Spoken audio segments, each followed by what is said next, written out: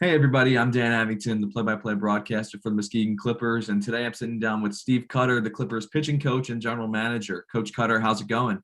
It's going great. Baseball in West Michigan's in full swing, and the weather's hopefully going to start getting better soon and a little bit warmer, but things are going awesome. That's great to hear. So, for anyone unfamiliar with your role on this team, what are the components of your job with the Clippers? Well, I kind of feel like it's like this for everybody that's involved in our administration. We wear a lot of hats, and one of my main jobs is, as the general manager, is to procure players to come live in the city of Muskegon and play for the Clippers. And that's really an all-inclusive job that starts in usually about August or September, and it's still going today. So let's talk a little bit about some of that recruiting for this year's roster. Players coming from all over, lots of Michigan residents, but also some Texas and East Coast players populating the team. What was the process for finding these guys that we're going to see at Marshfield this summer? Well, it really starts in the fall as the players return back to their colleges. I start reaching out to the college coaches that we have connections with. And then, of course, this is my fourth year as the general manager. And when that happens, people reach out to me now as well. And coaches are looking to place their players. So they'll give me a few players and say, hey, we think he might be a good fit. And that's really where the technology comes in today. I'm able to look at social media. I'm able to research on the internet. I'm able to see stats. I'm able to see videos. I'm able to see so much. So then it really comes down to making quality decisions, not only about the type of baseball player they are, but trying to find out what type of person they are, because a lot of our kids are going to be living with host families. They're going to be part of community events. And of course, they're a part of a team culture. And that all feeds into really trying to bring in the best, well-rounded players that we can. Last year with COVID canceling the season, you had to inform everybody that there wouldn't be a season. What was that cancellation like for you and the team, and how excited are you to finally see live summer baseball again in Muskegon? Yeah, I think the cancellation was tough. I'm a high school coach as well, and so the high school season was canceled. So I spent time communicating with many kids, and I think like 2020, I really look at it as more of an opportunity versus setbacks. And if you're willing to work hard, good things can come from it. So we just kind of took the momentum from 2020 and some of the things that had happened and just kind of rolled it into 2021. A really unique aspect. I was given an opportunity to be a field manager in the Northwoods League.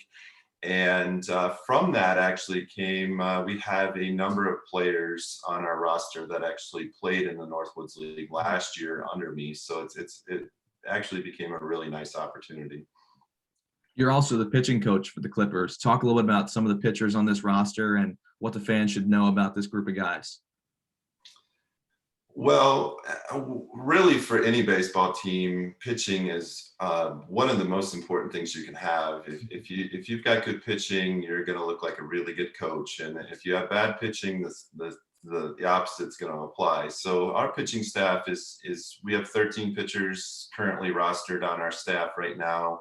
We'll still add probably 1 to 2 more. We've had a few get injured during their college seasons. So that's kind of what I meant about we're constantly, still in the GM role of looking for players and trying to find the best fits. With that being said, I think our staff is really solid. We've got some quite a few guys that had received college experience this year, and that plays a lot. Yeah, just a few years ago, we had a staff of pitchers that really hadn't thrown that much, and so they come to Muskegon and they're trying to throw, and we had some bumps in the road with that. So now we've been able to develop some relationships, and we have pitchers coming to us that are currently throwing in their college programs, and that certainly should pay huge dividends for us this season.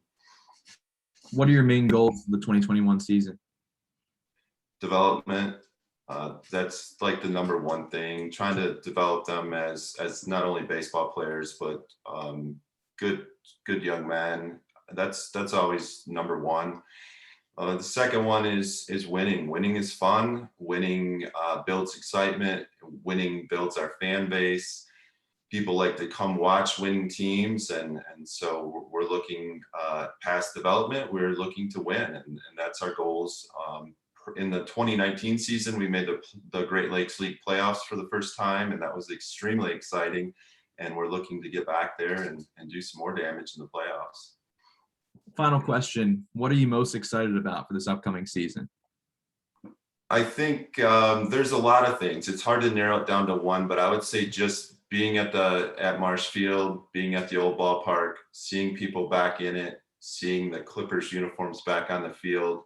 There's something really special. I talk to all the players that are coming in, and I always tell them it's just such a unique environment, and it's something that on those warm summer nights, there's going to be moments that they're just never going to forget. And I think I really just live for those special moments.